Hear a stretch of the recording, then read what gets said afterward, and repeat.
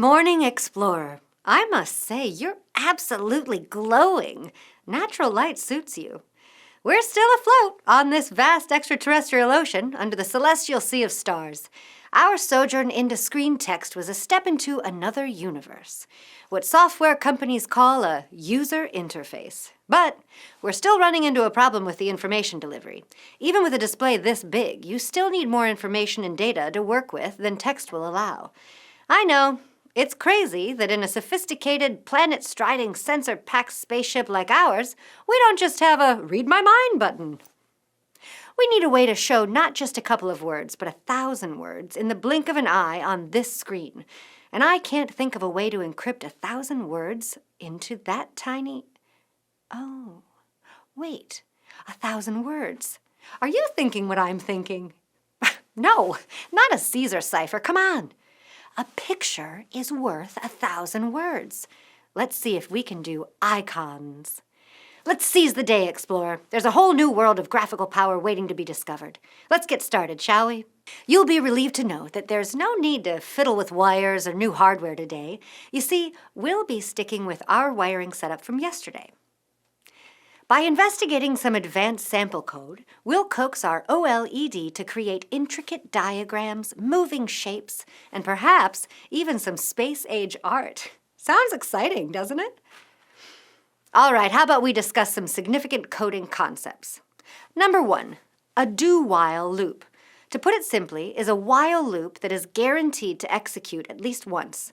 That's the only difference between that and a regular while loop. Number 2, switch function and case statements.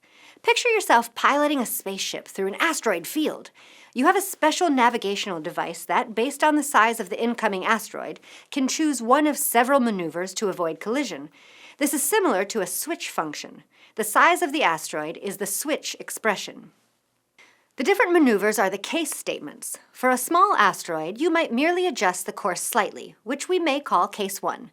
For a medium one, you might engage side thrusters for a sharper turn, which we may call case 2. For a large asteroid, you might have to go full reverse and change direction completely, which we may call case 3. The switch function evaluates the size of the asteroid and then executes the corresponding case to avoid a collision. The moment it finds a match, it carries out the maneuver and exits. This way, our spaceship can use the right maneuver at the right time to navigate through any kind of asteroid field with meticulous precision. This is just like our program, navigating through different conditions using the appropriate case statement. Take that, mighty space rock. You're no match for our anticipatory prowess. Number 3, bitwise shift. The operators for them look like this. Now, let's move on to the rather intriguing world of bitwise operations. A bitwise shift is essentially the process of sliding all the bits in a binary number to the left or right. When you shift a binary number to the left, it's akin to multiplying it by 2. Shifting to the right, it's like dividing by 2. Number 4, bitwise AND. The bitwise AND operation is like a gatekeeper for 2 binary numbers. It takes 2 bits at the same position from each number, checks them both, and if they are both 1, then the result is 1. Otherwise, it's a 0. It's a pretty picky gatekeeper. It is completely different from a normal AND. With these concepts under your belt, we're even better equipped to navigate the coding cosmos. All right, Explorer. There's no new pseudocode today because we're simply putting our new OLED display through its paces, just like a rigorous pre-flight check. It's absolutely critical to ensure all systems, including our display, are in top-notch condition before the launch. Imagine trying to juggle avoiding space rocks while also fixing a faulty display in zero gravity. It's not my idea of a spacewalk in the park. So, today's all about making sure our OLED is up to the challenge. Ready to take a look at the line-by-line for the graphics code? I bet you are. I've also added it to your mission resources, so be sure to glance it over. I'll just be here, waiting patiently for your return. Hello everybody and welcome back to day 22 of the 30 Days Lost in Space Adventure Kit code explanations. Today we're going to be taking a deep dive into the functionality that the library that we installed yesterday provides. If you haven't installed the library yet, go do so. It's at inventor.io/libraries and it's the U8 uag2lib.h file that you can find on that page. If we go down, you'll see a lot of comments here. We actually don't have any new concepts and we don't have any new parts we're learning today. Yeah, that's right. Today's pretty blank. Today is honestly just a showcase of some cool things that our display can do for your control panel. Now, we're going to need to include the following: Arduino.h, and we're also going to include Wire.h. And the reason we're going to include Wire.h is because it's maybe needed potentially for something later on down here in the code.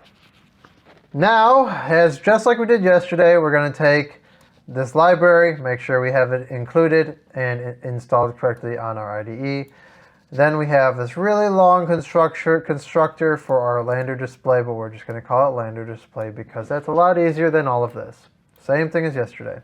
Down in setup, we're going to say Lander display dot begin. And that's it for setup. That's it. 100% all done with our setup. Congratulations, that's it. Now, for our main loop, we will cycle through each test page. And we're going to just be testing the capabilities for what our display can do. Most of this code, I do want to make clear, most of this code was taken and heavily modified for your guys' sake from and commented and etc. by our engineer David, who is wonderful and helped out with a lot of this. But all of this code is very much originally the idea taken from the library itself. So if you go into the u8glib library, you go to File, Examples, and you can actually find it in the custom library ones down here. It's actually from a file that you might already know of in there. So for what we're going to do is we're just basically going to expand upon that, and we did. This is a very much expanded program, but it does very similar things. 8 different total test frames, I guess if that makes any sense, or 8 different total tests, and you can take a look at each of them. So down in here, in this case, we want to show off the test ready. We want to show box, circles, R frames, strings, lines, triangles, ASCII1, ASCII2, test extra page, and then bitmap, and as well as the bitmap overlay. There's a total of 12 different cases we can display here, okay? And in order to do that, we're going to basically start in a for loop, and we're going to say for display frame is equal to 0, display frame is less than blah, blah, blah. We're just going to cycle through. All this is doing is this is cycling through each of the 8 tests. And at the very top, we want to have exploration lander is defined at the top, and then we're going to have the Y offset to be the exploration lander plus whatever space that needs to take up to have it on the screen. This is an improvement from the original version of the code. So you'll see that if you take the display, if you take the one from here, it won't have any of that because we need this Y offset to be able to display this text up here. Otherwise, it'll be written on top of it, and that's going to look wonky. So here we have down here we have all these new functions. This is the one from yesterday, which is censors a string. We have the lander height and the lander width, which is we are defining as it's a combination of maybe 4 boxes, and a tiny little triangle. And you'll see when you put it on the display, it's just a little graphic for our lander. And that's all that is. Void display lander at which location, X and Y, and it just draws the following. It draws the top of the ship, the center of the ship, the left pod, the right pod, the left nozzle, and then the right nozzle. And this is all the function that's needed for that tiny little looking dinky little square thing. So instead of explaining every single tiny little bit of calculation that's done, I'm just going to show you guys the code and what it corresponds to showing on here with a very brief explanation, because otherwise this is going to take probably 45 minutes to get through all this code. Bottom line is, if you remember what I mentioned yesterday with the coordinate grid, we're talking the bottom right coordinate grid, and we're just defining when we make a triangle, we make a circle, we make a square, we do any of these other things, we're just simply defining where we want to put it on that screen. And then we might be moving it by adding to it or subtracting to it, etc., etc. So this is a page 0, display test ready. And all this is doing is it's just setting it up and getting it ready to begin the test, beginning the hardware test. In this next one, we're going to display filled in hollow boxes with one moving every frame. Now I want you to look at this. We have box 1 width, box 1 height, box 1 X offset, box 2 width, box 2 height, box X offset, box Y offset. A lot of random calculations here, but basically all we do is we have this little function here, and it draws those boxes, and it's great. Now, if we want to draw a box, you can think of this as if you want it to be a square, you need to say where are you putting it. So which X and Y coordinate are you putting it? And then you want to say how long do you want the width and how long do you want the height to be. That was the parameters you need to draw a box. If you were going to draw something else, like for example, a triangle, which we go up here, you need to know the X and Y location of the first corner, X and Y location of the second corner, and X and Y location of the third corner. If you were to draw something like, I don't know, let's just go down here to a circle, you would need to know the following: the X, the Y for the center, and then of course the radius of the circle as well. And then this function here, which is included from our library, will draw the rest of the circle for us. So I'm just going to go through each of these, and I'm going to show you guys exactly how all this works until we get to the bitmaps, and then I'll go into a bit more explanation there. So page 0, page 1, page 2, page 3, and page 4, page 5, page 6. Here we're drawing lines, here we're drawing triangles. Finally, we can get down to page 7, where we're going to display characters in the first ASCII page. Page 8, where we're displaying characters from the second ASCII page. And then page 9 is where we display characters from a Unicode font. Weird symbols like those. That's interesting. Next, for 10 and 11, we're going to be introducing something new. This is going to be us displaying bitmaps. Now, what is a bitmap? A bitmap is essentially, I want you to think of it as a map of bits. And in this case, since we have a big LED, an LED that is 128 by 64 or 64 by 128, what we need to think about is if we're going to map out which LEDs we want to turn on and which LEDs we want to turn off, a wonderful tool for that is using bitmaps, mappings of bits. And by doing so, we can define something with a very, very large block. So for example, see how we have up here cross bits, cross fill bits, etc. Well, what we can do is we can actually define a very, very large image like this using hexadecimal code, which I can show you guys how to do on day 26. But you guys can actually create your own bitmaps to display on the display. And then when you tell the display to put all this random gibberish on screen, it could display something as cool as, I don't know, maybe Albert Einstein. So we can go and look at that on day 26. But bitmaps are essentially doing that. You're essentially saying, just sending in a big heap of memory and displaying that giant image on the screen. Finally, once we're done with the last one here, this is the test bitmap overlay, we'll end up going back in the loop, and we'll end up going back to here where it restarts again, and we're going to start at frame 0. So all this will start test ready, box frame, circles, blah, blah, blah, all over again. And it'll just continue to loop and show off the testing capabilities of our display till the end of time. And with that, that is now the end of day 22. I look forward to seeing you guys again tomorrow. Welcome to the day 22 wiring example video. Continuing from the previous day's introduction to the OLED display, today we'll use it to test and demonstrate a variety of ways to show graphical information and animation on our screen to greatly increase the information conveyed beyond what's possible just using plain text.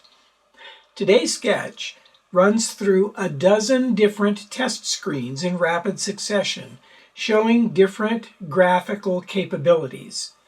After an introductory screen, shown here, showing a crude drawing of our spacecraft, the sketch then runs through screens showing static and moving rectangles and circles, followed by shrinking rounded boxes, then text drawn at different rotated angles on the screen, and then animated moving lines.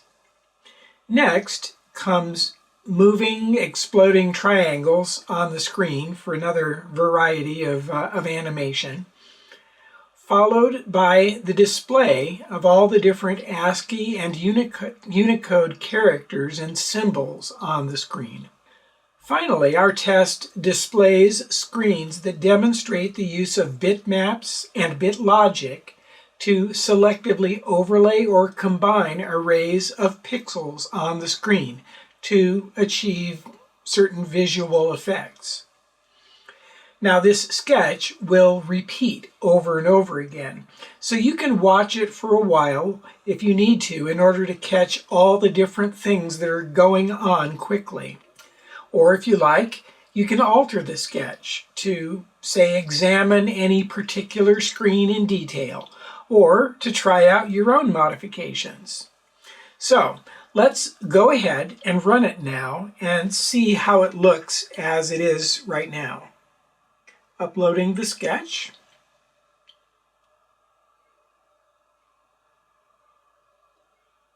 There's our introductory screen. There are boxes, our circles, our rectangles, our text, lines, triangles, and there's ASCII, there's Unicode, and here we have the bitmap demonstration showing overlays, solid versus transparent, and then the sequence repeats over and over again.